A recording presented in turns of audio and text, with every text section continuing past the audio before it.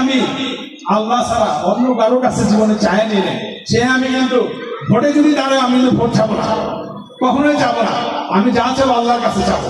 আমি আপনার সাথে আছি, ভোট আমি দিলে দিলে, না দিলে না দিলে, দিলে আমার বিপদ বেশি। কারণ কি, আপনার পাশে থাকতে হবে, তাই না? আপনি আমাকে ভোট দিয়েছেন, আপনার কাজ করতে হবে, আপনার সেবা করতে হবে।